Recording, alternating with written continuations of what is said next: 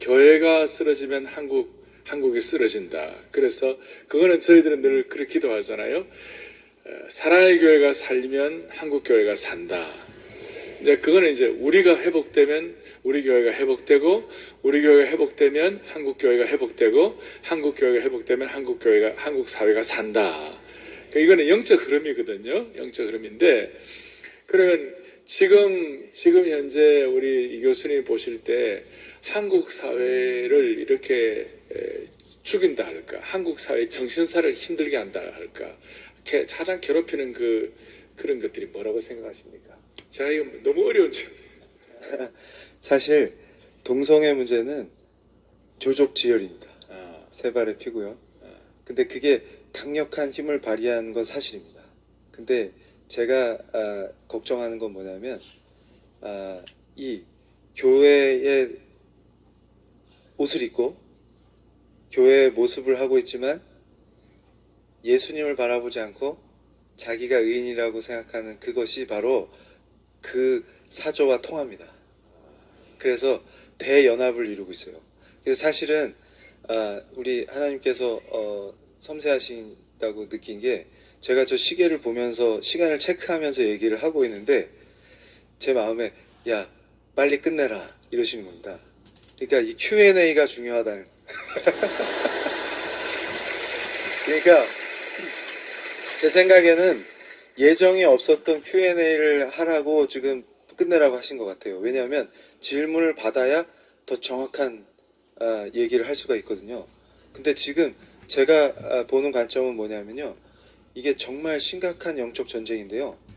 얼마나 심각하냐면요, 대연합입니다. 악의 대연합이에요. 그런데 제가 분명히 말씀드리고 싶은 게 뭐냐면 비진리끼린 타협이 됩니다. 그러니까 무슨 얘기냐면, 제가 걱정하는 것 중에 하나가, 안 믿는 사람들이야 그렇다 치고 원래 교회를 대적하니까, 근데 믿는다고 주장하면서 교회를 쓰러뜨리는 세력과 합력하고 그 편에 서는 사람들의 정체가 뭡니까? 그걸 오늘 제가 정확히 말씀드릴게요. 영적인 흐름을. 어떤 미친 사람이 예를 들어서 절에 있는 나안전에다가 예수님 상을 깎아서 앉혀놓고 기도를 하면 예수가 됩니까? 우상이죠. 근데 저는 뭘 느끼냐면, 제가 불교도라고 얘기할 때 그냥 불교도가 아니었죠. 제 사상을 지배하고 있었던 게 사회주의였습니다. 사회주의와 불교는 합력이 가능합니다. 근데 제가 예수님을 만나고 나서 변한 게 뭡니까? 예전에 갖고 있었던 지식들, 제가 추종했던 것들 다 오물이라고 생각해요.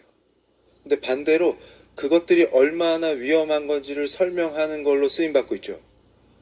근데 신기한 건 뭐냐면, 우리 예수님은 타협이 안 됩니다. 그분이 진리시기 때문에. 그러니까 진리는 타협이 불가능한 겁니다.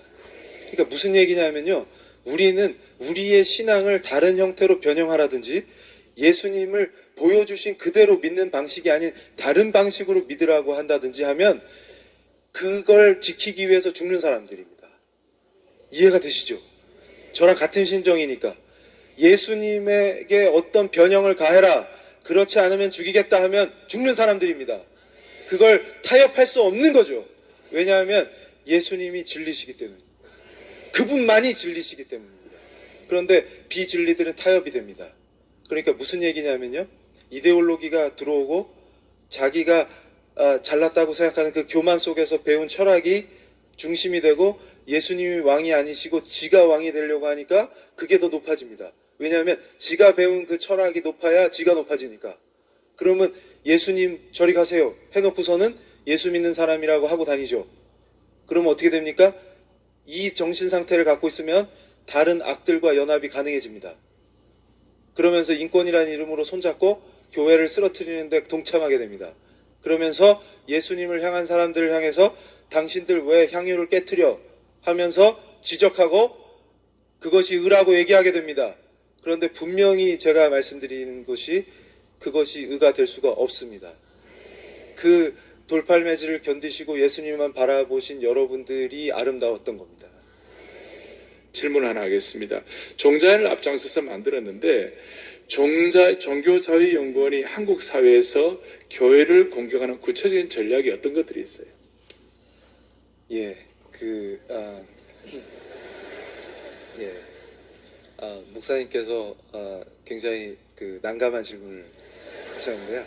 제가 말씀드리면 이런 겁니다. 그러니까 종자연의 전략이라기보다는 제가 그때 전략가였기 때문에 제 전략을 말씀드리겠습니다. 왜냐하면 그 당시에는 제 전략이 바로 종자연의 전략이었기 때문에 지금도 계속 활동하고 계실 텐데 저는 그분들 사랑합니다. 그래서 빨리 예수님 만나기를 우리가 기도하는데요. 근데 지금 그분들이 무슨 일을 하고 있는지 모르시기 때문에 예수님을 만나는 순간 다 알아집니다. 근데 이제 전략 중에 핵심이 뭐냐면 이런 거였습니다. 그러니까 여러분, 제가 지난번에 왔을 때도 말씀드린 것처럼 교회를 치죠. 근데 어떤 교회를 칠까요? 그러니까 상징성이 없는 교회를 치면서 힘을 빼지 않겠죠. 그러니까 무슨 얘기냐면 제가 항상 얘기하는 게 주의 심장 가지고 이 말을 굉장히 좋아하는데요. 심장을 치료하지 않겠습니까? 그러니까 사랑의 교회가 공격을 받았다는 얘기는 여러분들이 굉장한 상징성을 갖고 있다는 뜻입니다. 그리고 이 교회가 한국 교회에서 어떤 상징성을 갖고 있냐. 아마 제가 지금 이 얘기를 할 때도 아마 저쪽 진영에 계시는다고 이미 표현한 분들보다 지금 이걸 인터넷으로 보면서 괴로워하실 분들을 위해서 한 말씀 드리겠는데요. 질투하지 마십시오. 그러니까 제가 또 한국교회에서 사랑의 교회가 갖는 상징성이라든가 또 대표성이라든가 이런 것 때문에 교회를 공격한다 이렇게 말하면 니들이 무슨 대표야 이러면서 또 질투하면서 저를 욕하시겠죠. 우리 오 목사님한테 포섭됐다고 생각하면. 근데 저는 누구한테 포섭되고 그런 사람이 아닙니다. 그러니까 잘 들으세요.